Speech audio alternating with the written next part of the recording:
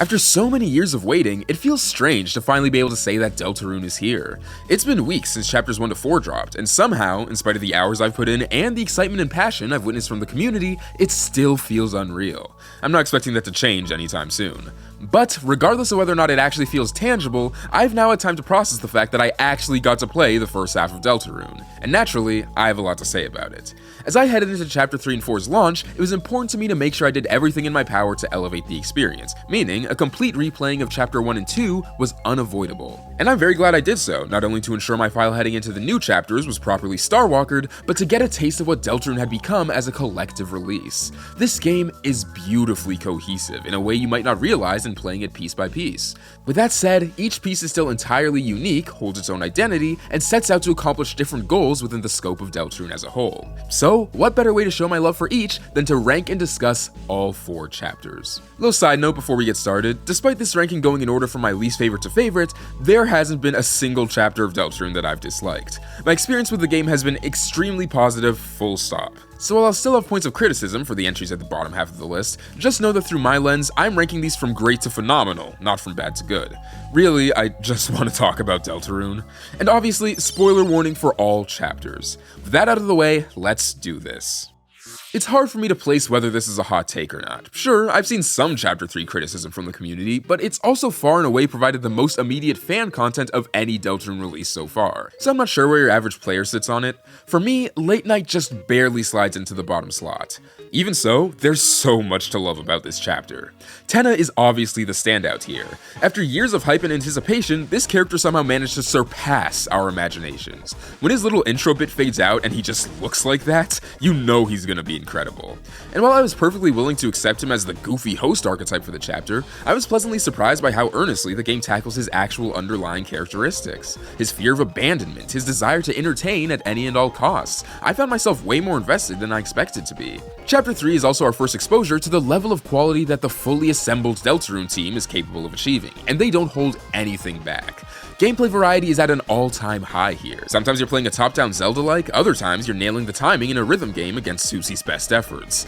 Tenna's final attack, where you're frantically switching from minigame to minigame, is genuinely one of my favorite moments in the entire game in terms of pure fun factor, and probably one of the most impressive sequences on a technical level when you stop to think about it. The swapping is abrupt, but everything stays readable, and it leads to this really cool, chaotic, and overwhelming vibe without sacrificing player control. It doesn't feel unfair. This also pretty firmly stands as one of the funniest chapters of Deltarune, and that goes way beyond Tenna. Apparently there are people out there who don't find rules funny. I'm sorry you have to live like that. He had a laser pointer. This killed me.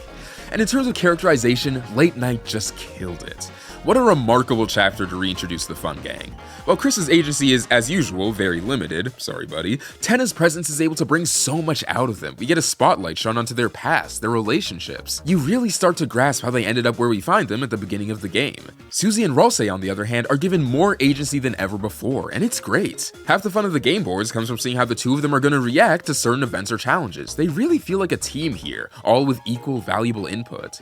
And even though the chapter's hilarious, the emotional beats still hit. Susie gets to use what she's learned to help others. Ralsei gets to confide in the group about his worries and purpose. It starts to dawn on you just how far everyone's come. There are, however, elements of the chapter that I wasn't quite as huge on. Chapter 3 is irregular. It's an intentional change of pace. We've known that since Toby's earliest newsletters discussing it. And while I can certainly appreciate it, breaking up what I guess you'd call formulaic Deltarune, what it offers in return doesn't exactly measure up to that formula for me.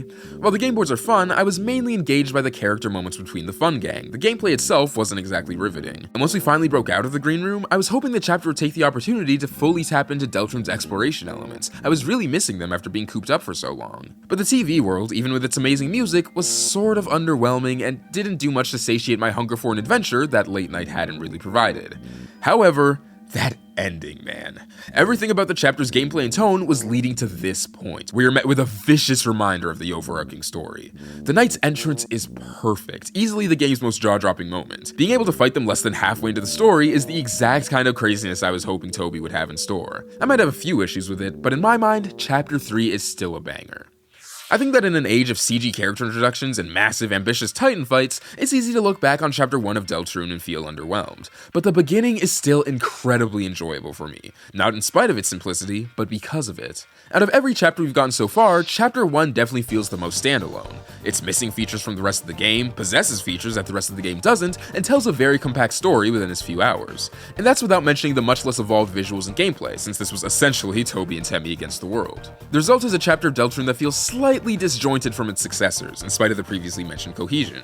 You'd think that would make it an easy candidate for last place, as I'm sure it is for many, but in my eyes, Chapter 1 wasn't only great at the time of its release, it still holds up today in the grander context of Deltarune. I think people often forget just how much heavy lifting this chapter had to do. And I'm not giving out participation trophies here, I'm only mentioning that because it navigates everything required of it so effectively. Chapter 1 really uses our lack of Deltarune knowledge to its advantage. This is seen in nearly every facet of its design. The Dark World itself is a key example of this. Because we're entirely unfamiliar with the concept, the game's first adventure is set in this mysterious, subdued forest, augmenting the player's journey into the unknown. Sure, a setting like the cyberworld may be more complex and involved, but the specific atmosphere of the Card Kingdom is perfect for Deltarune's introduction. It has this rich, autumn, Alice in Wonderland sort of vibe, which, paired with a relatively simple story, helps in making the escapist nature of Dark Worlds evident. Tonally, it really feels like Deltarune at its most fantastical, if that makes sense. No external mission, no accompanying Lightworld members, just the fun gang on their first magical adventure. You really feel why this experience has such a big effect on Chris and Susie, and why they're itching to get back to the dark at the end of the day. And speaking of, after everything she goes through later on, it's easy to forget that the bulk of Susie's character development happens right here. Which isn't to say that she stops growing, of course. I'm not trying to imply that Susie at the beginning of Chapter 2 and Susie at the end of Chapter 4 are the same, but it's Chapter 1 that really turns her into the character we love today. The development she undergoes to transform from chalk-eating face-biter to hero of the Card Kingdom is the most drastic she'll ever experience, and in returning to the chapter, I was shocked by just how natural it felt. It's such a short period of time for her character to change so dramatically, but her relationships with Chris, Ralsei, and especially Lancer are so well executed. Even when she's on the opposing side, you can really feel her warming up to everyone involved, pulled in by the dreamlike fantasy to soften the walls she'd built up in a harsher reality. And of course, even though it's Deltarune at its most modest, it's still a Toby Fox game. Music is still incredible, battles are still amazing, writing is still great. Honestly, I'd recommend going back to this one if you haven't lately. Might just surprise you. Alright, it's worth noting that while I obviously love the two chapters I just discussed, there's still a pretty notable quality differential between the bottom half of the list and the top half in my opinion. Because Chapter 2 of Deltarune is pretty much perfect. A Cyber's World is the first time we get to see the full potential of Deltarune realized, and what an incredible showcase it is. Everything in this chapter feels like an evolution of what came before. The setting is larger and more ambitious than the Card Kingdom could ever dream of being. If that Dark World was perfect for the introductory chapter, this Dark World was perfect to demonstrate just how wide the scope of a Deltarune adventure could be. Once again, it feels tonally relevant to where our characters are at in their journey. The fun gang isn't stumbling their way through the unknown anymore, they're proven heroes fully ready to tackle the big bustling city. I remember being in awe when A Cyber's World starts playing in that musical section, transitioning into a full reveal of the skyline. Honestly feels like the team showing off. The gameplay itself is more intricate and layered. The overworld might not provide Chapter 3 levels of variety, but still introduces plenty of unique set pieces to break up the general gameplay, whether that's dodging bullets in the inexplicable teacups, which I'm still half convinced is a joke I'm missing, or playing the only modern version of Punch-Out we'll ever see. And the battling is better than ever. Not only do we get to use a completely new party member in Noelle, a feature currently exclusive to this chapter, but we also get the introduction of the recruiting system, adding so much more depth and purpose to pacifist routes of the game.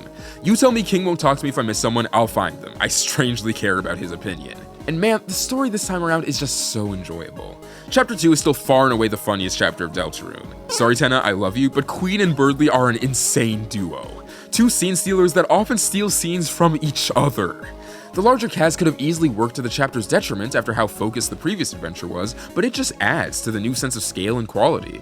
The new characters get so much amazing material to work with, and the old characters never feel forgotten or undercooked as a result. They even find a way to make Lancer and Rules relevant. It's great! And honestly, I think this chapter still is my favorite lineup of NPCs. Whether it's the centrist plug guy who gets centristed, the hacker, or Spamton G. Spamton himself, everyone feels so lively and interesting, a cast truly worthy of introducing recruits. Which then get brought to the new and improved Castletown. If this chapter had one goal, it was to make the world of Deltarune feel so much bigger, and it passed with flying colors. In its aftermath, I was even a little worried that the game might have peaked early. I was an idiot. Deltarune Chapter 4 is a miracle. Which I was worried would sound like an insane recency bias exaggeration a few weeks ago, but now I've settled down, and guess what? Nothing's changed. Before the releases of chapters 1 to 4, I was on record saying that in spite of the community's hype around Mike, Tenna, and all things chapter 3, 4 was the one that I was most looking forward to. In terms of theme, tone, and structure, from what we could tell at the time, it seemed like everything I wanted from new Deltarune. My expectations were already very high going into it, and yet somehow, Prophecy managed to exceed all of them. Frankly, and this is coming from someone whose favorite game is Undertale, this chapter is operating at a level of quality I hadn't realized we were capable of achieving. Instantly, one of the things I love most about Chapter 4 is how it flips our assumptions about what Deltarune's structure looks like on their head. Gotta give Late Night his flowers here too, since that chapter's unorthodox nature and ending is what allowed this one to be so subversive, but man, I never thought I'd be so happy to see a formula that I love so much torn up in front of my very eyes. Chapter 1 and 2 of Deltarune lured us into a cute, episodic sense of security. You wake up, you go to a new location, uh-oh, dark world, you have a fun adventure with your friends, you can always come home. Even when we predicted Chapter 3 and 4 to be different, it was just mixing up the steps. Oh, hometown day, huh? Well, I guess we'll do that first, then Dark World shenanigans, no big deal. But Toby said, nope, fun's over, time for a rescue mission / whodunit / code heist. That project's never getting done. The Light World portion of this chapter is greatly appreciated and honestly, sort of necessary. To this point, Light World segments have been icing, a period at the end of the chapter story. But Prophecy reinforced the fact that this half of the game's identity is still undeniably important. And not just for teases either, plot can happen. Characters can develop and grow closer outside of the context of a dark world. Plot points set up in previous chapters can start to be paid off. Chris can fight you with a hockey stick while you try to get to Dessa's guitar. How is this real? I was so invested in the Light World stuff that I wasn't at all impatient with getting back to the dark. But once I did, man, that Cyberworld introduction can't hold a candle to the unveiling of the Dark Sanctuary. It's like this world rolled everything I loved about previous chapters' environments into one. The production quality of Chapter 3, the alluring mystery of Chapter 1, and the ambitious expanse of Chapter 2. All under the umbrella of a darker and more refined atmosphere. The religious and angelic imagery are perfect visual accompaniments to the game's serious turn. Seeing everything get remixed twice over as we jump between dark worlds was impossibly cool. This game's never looked prettier. And that music, bro, this whole chapter felt like Toby dipping into previously unexplored tonal territory, and the soundtrack makes that just as obvious. We get a new battle theme fitting the chapter's solemn nature, backing choir in the main area track, and songs like Gerson's overworld and study themes have a certain grandness to them that couldn't be found in previous chapters. Very full-sounding tracks that add to the importance Prophecy possesses. And speaking of Gerson, yeah, he's here! I know some people were worried about Undertale characters becoming too involved in Deltarune's story, which I've always thought was a little silly, but I feel like Old Man quelled all of those worries. He was phenomenal, truly a standout, and I always loved Gerson, so I was particularly pleased, but all in service of Deltarune's story and characters. Gerson Boom wasn't here because he was cool in Undertale. Gerson Boom was here because he was necessary to Deltarune. And the way he rubbed off on others made that apparent. It's easy to summarize Chapter 4 as an incredible Susie chapter, which is perfectly valid. Her character is at its absolute best here. Her passion, her resolve, the level of internal truth she brings to every scene that makes her Chapter 1 self look like a shadow. But focusing solely on Susie is a disservice to how well written this chapter is. As far as I'm concerned, every member of the Fun Gang gets their standout moment here, a scene so good that it ranks above all the rest they've had. For Chris, it's being able to play the piano, void of our control, using their fleeting moments of agency to truly connect with the people they've begun to care deeply for over the past few days, inviting them into their world. For Susie, it's shattering fate with her own hands in a very literal fashion, reclaiming control in the face of the unknown to reassure her friends. And for Ralsei, it's being able to open up about the burden he's forced to carry, the roadblocks between him and the people he's grown to love. We get to see everyone at their most vulnerable and everyone working up the will to persevere in spite of it all. And don't get me started on the sheer spectacle of this chapter. The game has never felt more fully fleshed out. The ridiculously fun climbing mechanic that lets you scale 3D objects, the characters carrying over the agency they received in Chapter 3 by doing things like talking during active gameplay. The Chris and Susie tower scaling sequence had me emotional, man. This is so intricate and so well written. And that finale, where we get to experience what we had all assumed was endgame material, indescribable. Everything from the beautifully animated fountain and Titan emergence to the gravity of the battle itself to the return of Gerson, who is him, I couldn't have asked for anything more. If I was feeling bold, I'd say I don't know how the game could possibly surpass this, but clearly I was wrong before. Now I'm just happy to wait for Toby and the team to drop their next masterpiece on us. But until then, Chapter 4 will keep me more than satisfied.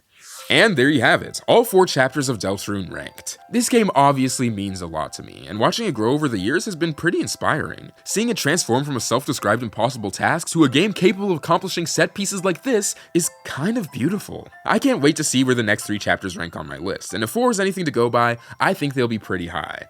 But as always, I'd love to hear what you think. How would you rank all 4 chapters of Deltarune? And what are some of your favorite moments from the game so far? Let me know in the comments below, and I'll see you later.